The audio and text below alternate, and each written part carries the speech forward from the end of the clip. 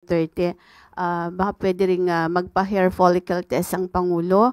May mga condition po para lang maipakita daw yung sinseridad po ng ating Pangulo dun sa kanyang pakikipag-reconcile or pakikipagkasundo sa mga Duterte. Ano pong reaksyon ng Malacanang dito? Ulit-ulit, paulit-ulit, uulit-ulitin ko, uulit-ulitin natin. Peke, ang video na siyang pinespread or isiniwalat nitong si Atty. Harry Roque. Dapat pa natin siyang paniwalaan? Uulit-ulitin ko, paulit-ulit na lamang siya. Harry Roque. Nagsama talaga, no? Sorry. Mukhang si Atty. Harry Roque na lang naman ang naniniwala sa kanyang pananaw na may political persecution. Ito malamang ay ang pagtatago niya ng kanyang maaaring liability at ang kanyang pagsama-sama sa mga Duterte ay ginagawa niyang panangga para ipatunayan na mayroong political persecution. Pero kahit ang kanyang dating naging kaalyado ay hindi naniniwala sa kanyang mga tinuran. At patungkol sa nag-aaksaya ng oras, ang paghahanap ng isang fugitive ay hindi pag-aaksaya ng oras. Kung siya ay concerned sa pondo ng bayan, dapat noong pang 2016. At kung sinasabi nga niya na siya ay concerned sa pondo ng bayan, hindi ba mas maganda kung mag-voluntaryo na siyang umuwi rito para hindi na siya pag-aksaya ng oras at ng pera ng gobyerno? Follow up, Tristan Nadala, Newswatch. Okay, on a different topic. Tristan, Newswatch Plus. Yusek, morning po. Yung dun lang po sa reconciliation na nabanggit ni Pangulong Bongbong Marcos sa kanyang podcast. While maraming nag-welcome on this offer of the President, yung ibang political analysts believes that while unity is important, reconciliation should still be grounded on principles like truth, accountability, and respect for institutions. So parang how does Malacanang respond to concern that reconciliation may come at the expense of accountability? Lalo na po, for example, nahaharap din si Vice President Duterte sa impeachment trial. Tandaan po natin, wag po tayo mag-focus na sinasabing open for reconciliation para lamang sa mga Duterte. Maliwanag po ang sinabi ng Pangulo sa lahat ng tao na maaaring hindi kapareho ng kanyang paniniwala o ng prinsipyo o ng polisiya. Mas maganda kung lahat ng tao ay makakasundo niya para po sa taumbayan, para magkaroon na po ng tuloy-tuloy na pagtatrabaho para sa bansa. So wag nating isentro ang open for reconciliation sa mga Duterte. Hindi po gagawin ng Pangulo na lumabag sa batas para lamang sa isang rekonsilyasyon. Follow up lang po, Yusek.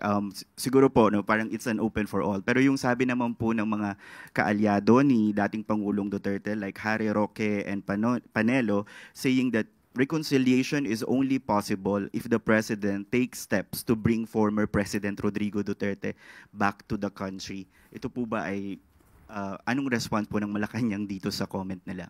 Tandaan po natin, hindi po magpapahawak sa leeg at hindi po magpapadikta ang Pangulo sa mali. Hindi po tatalikuran at babaliktarin ng Pangulo ang batas para lamang pagsilbihan ang personal na interes ng iilan. So tandaan po natin, lagi pong sa batas ang Pangulo. Kaibigan o batas? Batas pa rin po ang pipiliin ng Pangulo. Eden Santos, Net25.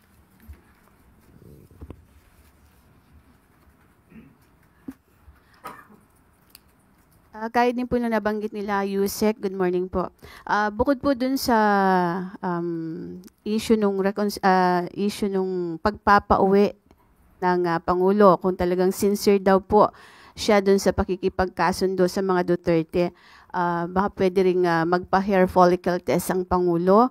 May mga condition po para lang maipakita daw yung sinseridad po ng ating Pangulo dun sa kanyang pakikipag-reconcile or pakikipagkasundo sa mga Duterte. Ano pong reaksyon ng Malacanang dito?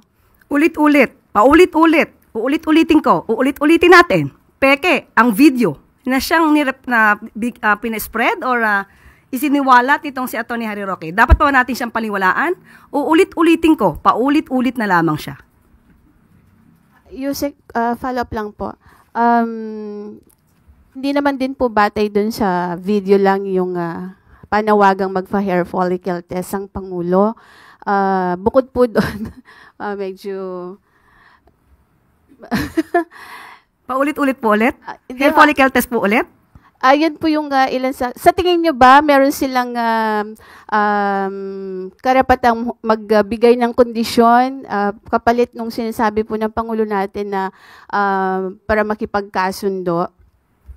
Ang pakikipagkasundo po ay para sa taong bayan, hindi para sa personal na interes ng iba.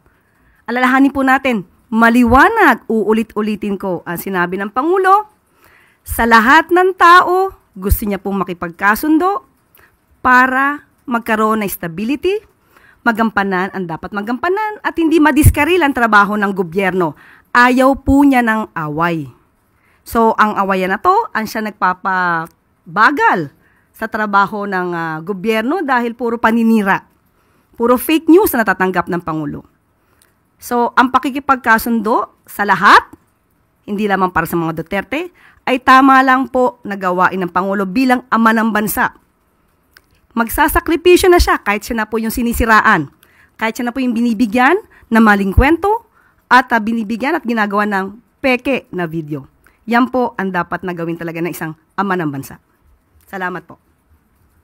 Follow-up, Ivan Mayrina, GMA Integrated News. With due respect, Yusek, ang sinasagot po ng Pangulo dun sa reconciliation, diretso po yung tanong, ay tungkol sa mga Duterte. He was responding to a question, specifically, reconciliation with the Dutertes. Kaya nga po sinabi niya, opo, kasama ang mga Duterte. Pero wag natin pong isentro sa mga Duterte. Dahil ang sinabi niyang sumunod ay gusto niya pong makipagkasundo sa lahat ng tao. Ito po yung sinabi niya. Ayaw ko ng gulo, gusto kong makasundo ang lahat ng tao. Mas maganda. So, kung isa pong parte ang pakikipagkasundo sa mga Duterte, maganda po yun. At ang malinaw po, the offer of reconciliation should not come with any conditions. Yun po ang gusto nating sabihin. Opo, ito naman para sa taong bayan at para sa bansa. Salamat po. Another follow-up, Pierre Pastor, Bilyonaryo. Hi, Yusek. Dun sa reconciliation and ayaw ng politika, clarify lang po, hindi po ba ipapakita ng Pangulo na hahabulin niya o pananagutin kung nagkasalaman?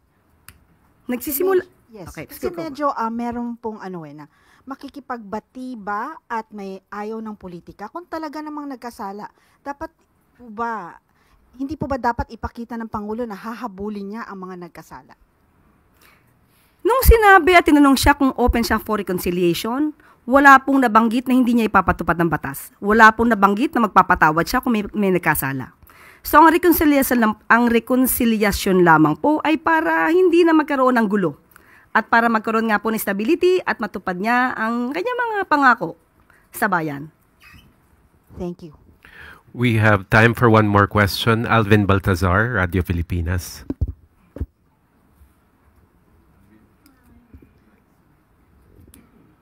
Yusek, on other matters naman. May latest ba sa OWA after ng pagkakatanggal kay Mr. Arnel Ignacio? Is there any development sa agency? Opo, sinabi po natin na si former OWA Administrator Arnel Ignacio, hindi po siya nag-resign, siya po ay tinanggal. Dahil sa mga anomalyang nabanggit na po ito ni Secretary Hans Kakdak. At maliban po dyan, mayroon pa pong isa na makakasama, ang Deputy Director na si Emma Sinclair.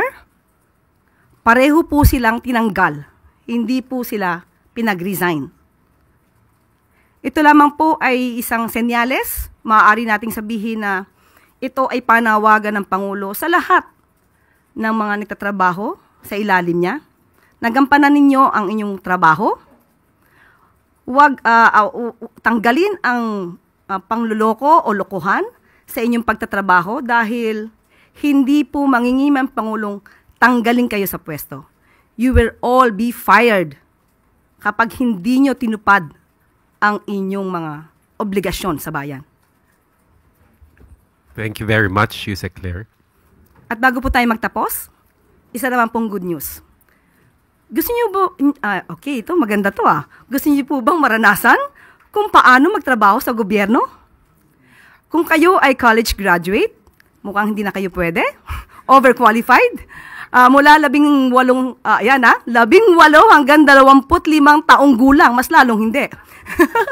Nasa junior, di ba? Nasa junior or senior college level sa darating na pasukan, at mas mababa sa latest regional poverty threshold ang kinikita ng inyong pamilya.